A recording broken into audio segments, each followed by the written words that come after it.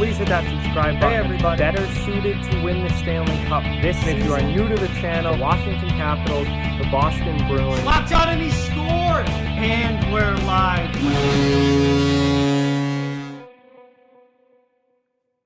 Hey everybody, we are back again for another series preview, and today we're going to be talking about the 7-10 matchup in the Western Conference, the 7th seed Vancouver Canucks against the number 10 seed Minnesota Wild. Before we begin, I just ask that you please hit that subscribe button if you're new, and give this video a thumbs up if you haven't already, as those likes really go a long way in helping the channel and are very much appreciated. But let's get into it here. Starting with Vancouver, the 7th seed, they finished this season with a 36-27-6 record, good for 78 points. And they played all 3 of their scheduled games against the Minnesota Wild this year, finishing with a 1-1-1 record versus Minnesota. Vancouver had a great year offensively, scoring 3.25 goals for per game, which was good enough for 8th in the league. So as you can see, Vancouver has a top 10 offense. However, they were much more middle of the pack or even bottom half of the league as far as defense goes, giving up 3.10 goals against per game, which was just 19th in the NHL. So again, Vancouver definitely more of an offensive-minded team. They had one of the absolute best power plays in the NHL this year, top 5, 4th in the league at 24.2% on the power play. So obviously that is a weapon for them and something that they can use to win games. And they were pretty middle of the road as far as penalty kill goes at 80.5%. Not spectacular, but certainly not bad either. Their leading goal scorer this year was actually a tie between JT Miller and Elias Pettersson, who both had 27 goals on the season, which was good enough to lead the team. Their leading point scorer was JT Miller, who had a huge year this year, a breakout season for him. 72 points on the year for Miller, which was certainly by far his best NHL season to this point in his career. And their leading penalty minute getter was Alex Edler, the veteran defenseman, with 62 penalty minutes. Moving on now to the Minnesota Wild. Minnesota finished this year with a 35-27-7 record, good enough for 77 points in the Western Conference. In the season series, they had a 2-1-0 record versus Vancouver in the season series. So, Minnesota actually played pretty well against the Canucks this year. And Minnesota's offense was a lot better than I actually thought it was. Minnesota's a team that I look at and thought, this was a team that struggled offensively, but really they didn't. They had the 12th best offense in the NHL. They were in the upper half of the league as far as offense is concerned, with 3.16 goals for per game. So that, when I did the research for this, really kind of surprised me. I thought that they would be around 20th, and they're not. They're in the top half of the league. Defensively, however, not great this year for Minnesota defensively, and this is a team that normally kind of leans on that defense-first mentality, but this season they gave up 3.14 goals against per game, only 23rd in the NHL as far as team defense goes, so that is definitely an area of concern. On the power play, they also had a top 10 power play in the NHL, finishing with 21.3% success on the man advantage, good enough for 10th in the league this year. However, their penalty kill, not very good at just 77.2%, which was 25th in the league. So obviously, that's something to watch. Their penalty kill really struggled this year. Their leading goal scorer this season was Zach Parise with 25 goals on the year. They had a few others have pretty decent seasons as well, especially Kevin Fiala. But Parise led the way as far as goal scoring goes with 25. Their leading point scorer this year was Kevin Fiala with a breakout season, 54 points on the year, and really a huge coming out party for Fiala as an up-and-coming scorer in the NHL. Their leading penalty minute producer was Ryan Hartman, depth forward with 69 penalty minutes on the year.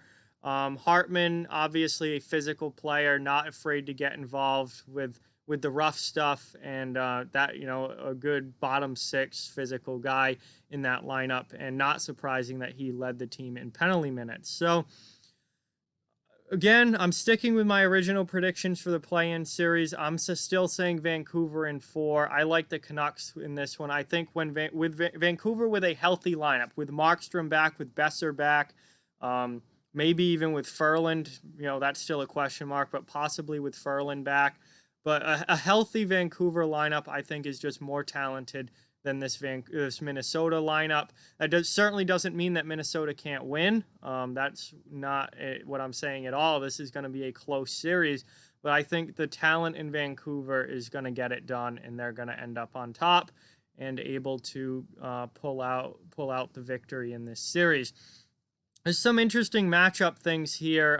One, just looking at this, that stands out to me is the great power play of Vancouver and the very poor penalty kill of Minnesota.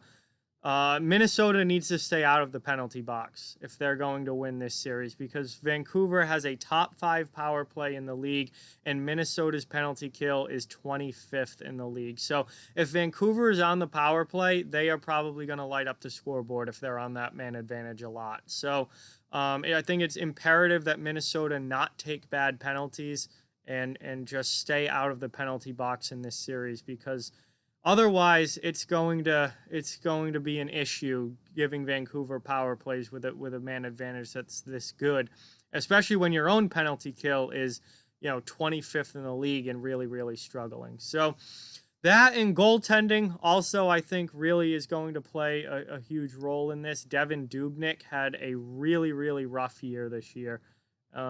A really bad year for Dubnyk this year.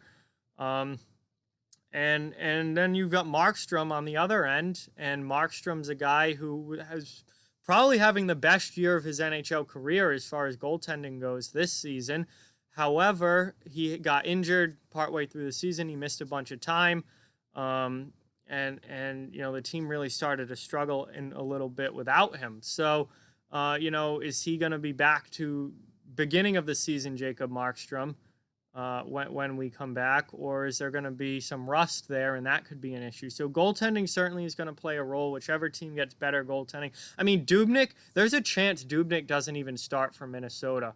I don't know if I would necessarily bet on that, but there is a chance that Stalock plays, because Stalock at points this season basically took over the starting job because Dubnyk was playing so poorly. So again, they probably go with the veteran starter in Dubnyk, but maybe Stalock plays, or maybe if Dubnyk has a bad first game, Stalock comes in and plays the rest of the way. I mean, it's really going to be interesting to see. I think we know for sure Markstrom is going to be Vancouver's goaltender. It's just a matter of, is he, you know, first half of the year Jacob Markstrom, or is he a rusty Jacob Markstrom because of all the missed time?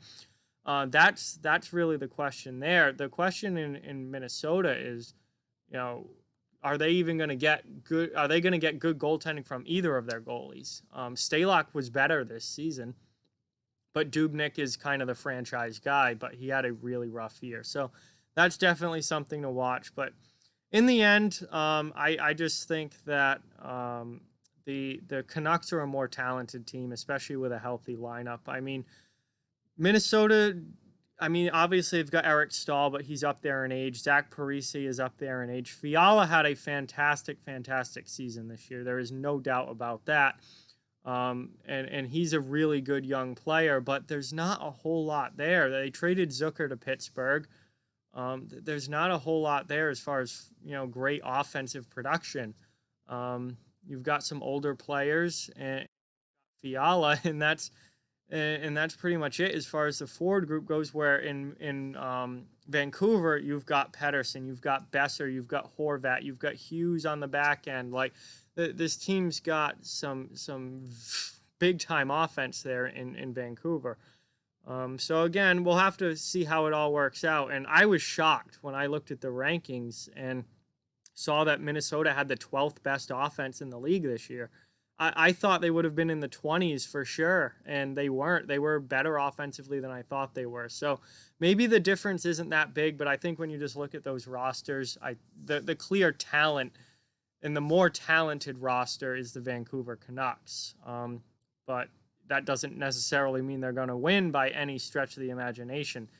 Minnesota can certainly win this series if they come out and play physical and play good defensively. If Ryan Suter and that decor, Dumba, Brodin, Spurgeon, if that decor can kind of shut down those top guys for Vancouver, then this becomes a Minnesota Wild type series. And then all of a sudden things get, okay, the Wild really do have a chance here. So I'm picking Vancouver, but that certainly doesn't mean that the Wild can't win. And it's going to be, I think this is going to be an interesting series. I think it's going to be a little better than people think. This is one of the play-in series that I think a lot of people are kind of not forgetting about, but isn't being talked about a whole lot. And this is one that I think could end up being sneaky really good and a lot of fun to watch. So that is Vancouver and Minnesota. We'll see what happens. Cannot wait for these games to start. Like, comment, share, subscribe, follow on social media. All those links are down in the description below. If you'd like to further support the channel, links to our Patreon and merchandise store are down in the description as well. Keep spreading the word about this channel. Let's keep this thing growing. Thank you very much for watching. Hope you enjoyed the video, and I'll talk to you guys soon.